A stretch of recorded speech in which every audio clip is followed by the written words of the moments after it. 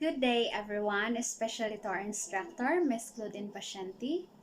Today's video, I am going to share to you my insights and my learnings about the report of Group 2 titled Rizal, Family, Early Childhood and Education, Exile and Death. First, we're going to talk about the Mercado and Rizal family.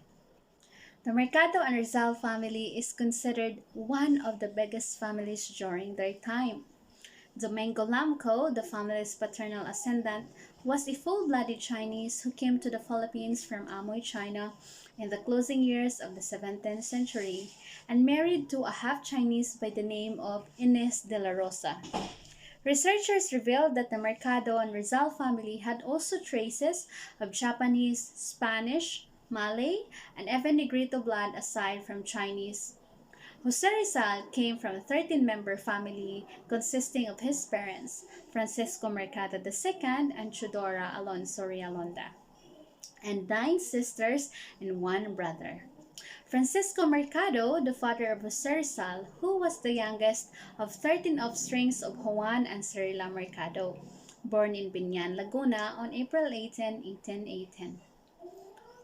Chudora Alonso, the mother of Jose Rizal, who was the second child of Lorenzo Alonso and Brejeda de Quintos. She studied at the Colegio de Santa Rosa. She was a business-minded woman, courteous, religious, hardworking, and well-read. She was born in Santa Cruz, Manila on November 14, 1827 and died on 1913. Saturnino Rizal, the eldest child of the Rizal-Alonso marriage, married to Manuel Tumituyod Hidalgo of Tanawan, Batangas. Pasiano Rizal, the only brother of Jose Rizal and the second child, he studied at San Jose College in Manila, became a farmer, and later a general of the Philippine Revolution. Narcisa Rizal, the third child, she married to Antonio Lopez at Morong Rizal. She was a teacher and musician. Olympia Rizal, the fourth child, married to Silvestre Ubaldo, died on 1887 from childbirth. Lucia Rizal, the fifth child, married to Matriano Herbusa. Maria Rizal, the sixth child, married to Daniel Faustino Cruz of Binyan. Jose Rizal, the second son and the seventh child. Concepcion Rizal, the eighth child, died at the age of 3. Josefa Rizal, the ninth child, an epileptic, died a spinster. Trinidad Rizal, the 10th child, died a spinster and the last of the family to die. Soledad Rizal, the youngest child, married to Pantaleon Quintero. Now we will talk about the early childhood of Rizal. On Jan 19, 1861, Jose Rizal, the seventh child of Francisco Mercado Rizal and Chudora Alonso y Quintos, was born on Calamba, Laguna. On June 22, 1861, he was baptized Jose Rizal Mercado at the Catholic of Calamba by the parish priest Reverend Rufino Collantes with Reverend Pedro Casañas as the sponsor. On 1864, Rizal learned the alphabet from his mother. On 1865, when he was 4 years old, his sister Concepcion, the eighth child in the Rizal family, died at the age of 3. It was on this occasion that Rizal remembered having shed the real tears for the first time.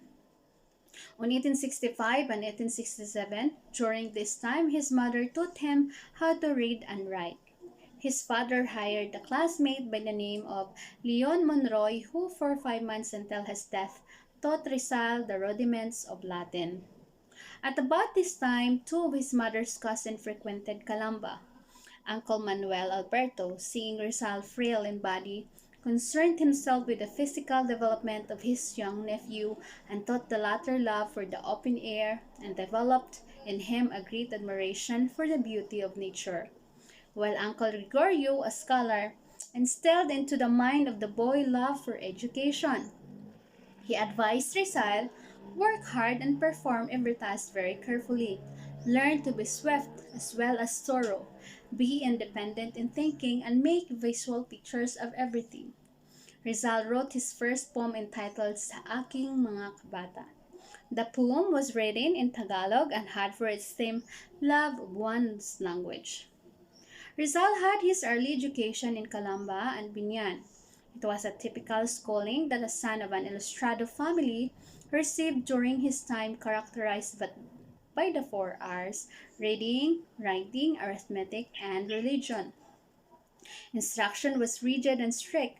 Knowledge was forced into the minds of the pupils by means of the tedious memory method, aided by the teacher's whip. Despite the defects of the Spanish system of elementary education, Rizal was able to acquire the necessary instruction preparatory for college work in Manila. It may be said that Rizal, who was born a physical weakling, rose to become an intellectual giant, not because of, but rather in spite of, the outmoded and backward system of instruction obtaining in the Philippines during the last decades of Spanish regime. The hero's first teacher was his mother, who was a remarkable woman of good character and fine culture. On her lap, he learned at the age of 3 the alphabet and the prayers. "My mother," wrote Rizal in his student memoir, "taught me how to read and to say haltingly the humble prayers which I raised fervently to God." As tutor, Doña Chodora was patient and understanding. It was she who first discovered that her son had a talent for poetry. Accordingly, she encouraged him to write poems, to lighten the monotony of memorizing the ABCs and to stimulate her son's imagination. She related many stories. As Jose grew older, his parents employed private tutors to give him lessons at home. The first was Maestro Celestino and the second, Maestro Lucas Padua. Later, an old man named Leon Monroy, a former classmate of Rizal's father, became the boy's tutor. This old teacher lived at Rizal home and instructed Jose in Spanish and Latin. After Monroy's death, the hero's parents decided to send their gifted son to a private school in Binyan. He was accompanied by Pasiano, who acted as his second father.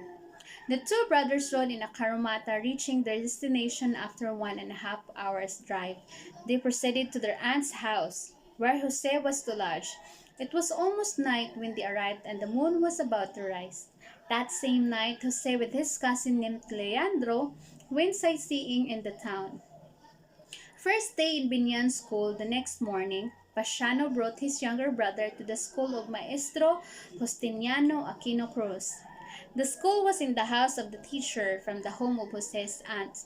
Pasiano knew the teacher quite well because he had been a pupil under him. First cold roll in the afternoon of his first day in school, when his teacher was having his siesta, Jose met the bully Pedro. He was angry at this bully for making fun of him during this conversation with the teacher in the morning. Jose challenged Pedro to a fight. The latter readily accepted, thinking that he could easily beat the Calamba boy who was smaller and younger. The two boys wrestled fearlessly in the classroom, much to the glee of their classmates. Jose, having learned the art of wrestling from his athletic Teo Manuel, defeated the bigger boy. For this feat, he became popular among his classmates. After the class in the afternoon, a classmate named Andres Salandanan challenged him to an arm wrestling match. He was not quarrelsome by nature, but he never ran away from a fight. Best student in school in academic studies, Jose bet all Binyan boys. He surpassed them all in Spanish and Latin. An accomplished young life, Jose Rizal was 31 years by the time he was put by the Spanish colonial authorities into exile. At that age, he had essentially accomplished most of the works for which he would be martyred as a hero. Rizal arrived in Manila on June 26, 1892. He was welcomed by Apolinario Mabini, Andres Bonifacio, Ambrosio Salvador, Pedro Serrano Lactao, Diodato Arellano, and other patriots who altogether founded La Liga Filipina. Rizal was exiled in Dapitan. Dapitan is a remote town in Mindanao which served as an outpost of the Spaniards in the Philippines. Dapitan became the only witness of Rizal's feat since July 1896. He met Don Ricardo Carnicero. He was the politico-military governor of Dapitan.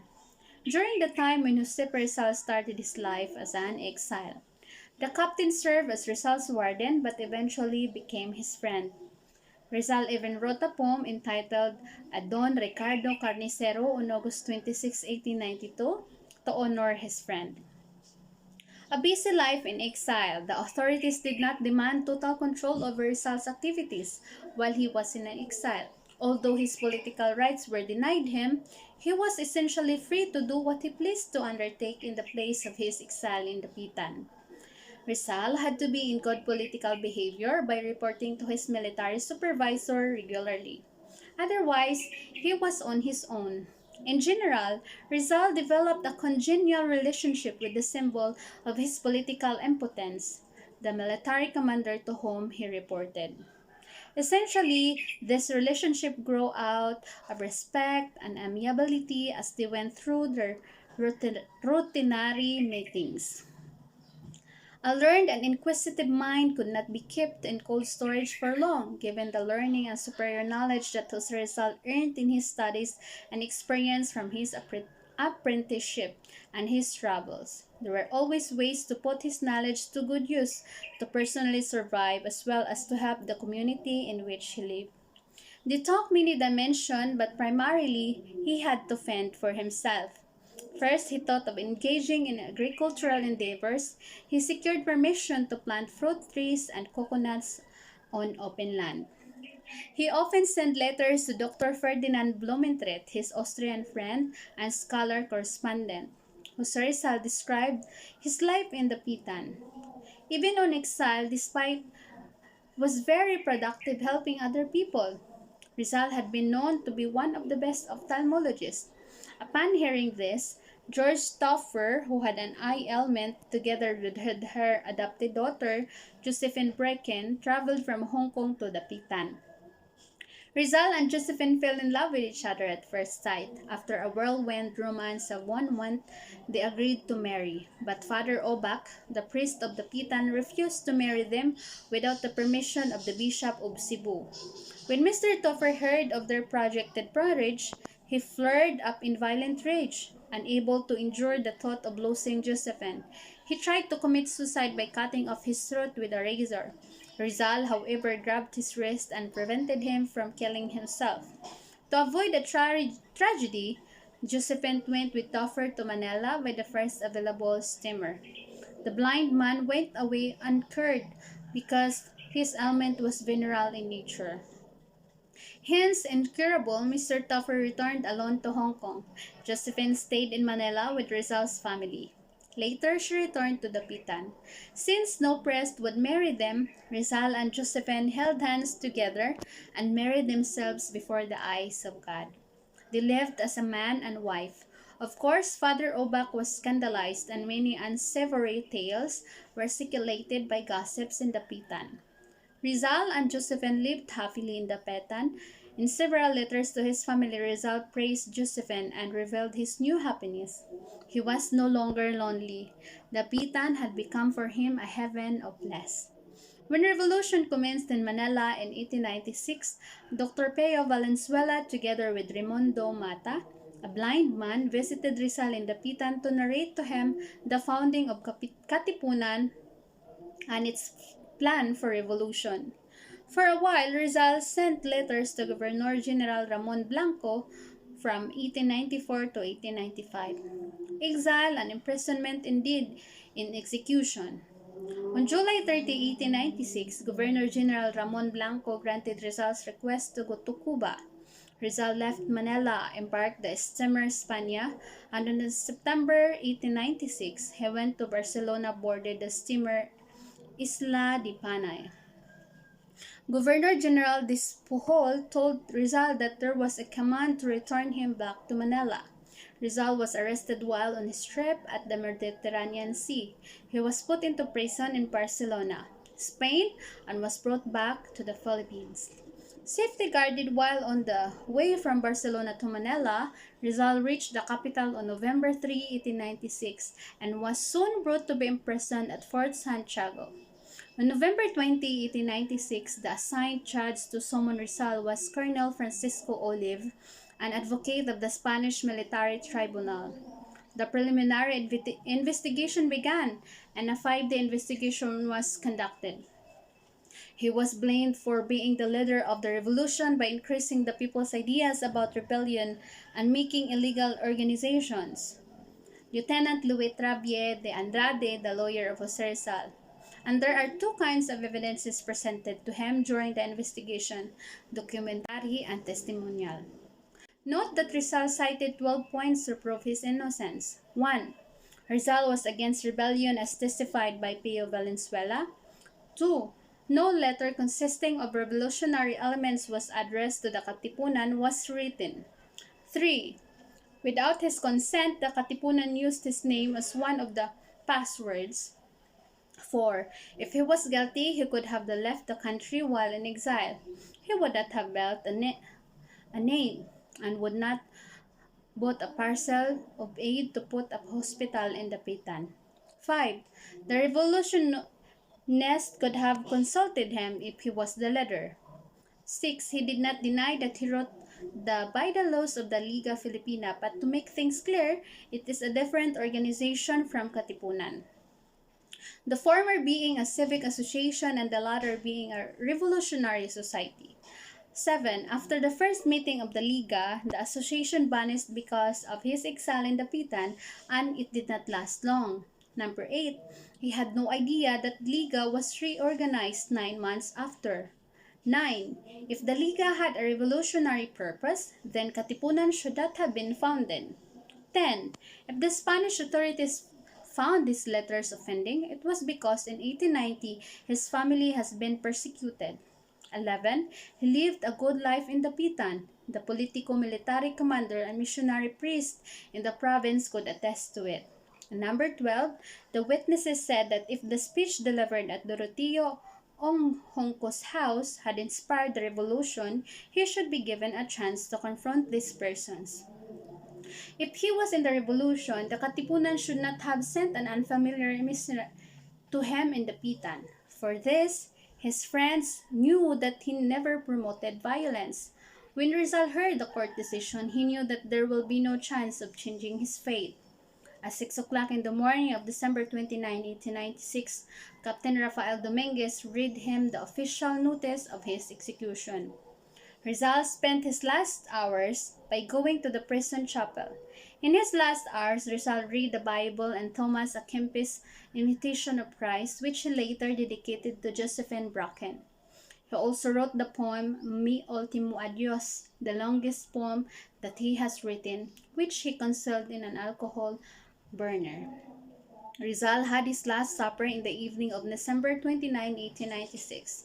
At that time, he said to Captain Dominguez that he has already forgiven his enemies, including those who wanted him dead. At 3 in the morning, on the day of his execution, he prayed and confessed his sins in the chapel. At exactly 5:30 in the morning, he had his last breakfast of 3 hard-boiled eggs. After breakfast, he synced some memorabilia including religious pictures and books, some of which he gave to his mother and sister Trinidad. When his family came to see him, he asked pardon from his mother and talked to his sisters as they entered his cell one by one. He also wrote letters. In his last letter addressed to Pasiano Rizal, he asked his brother to ask their father for forgiveness for all the pain he had caused him. To his friend Ferdinand Bolmentret, he wrote, "When you receive this letter, I shall be dead by then. Tomorrow at 7, I shall be shot, but I am innocent of the crime of rebellion. I am going to die with a tranquil conscience." At 7 a.m. on December 30, 1896 at Lunita, Manila, the 35-year-old patriot was shot in the back by a firing squad. He hesitated, turned halfway around to face his executioners, and fell on his back to face the Philippine sun. His last words echoed those of Christ, "Consummatum est," it is finished. Rizal was less a revolutionary than a writer who challenged the colonial status quo. Although his death was ultimately attributed to his writing, his dissenting works did have the effect of destroying Spain's hold over the Philippines.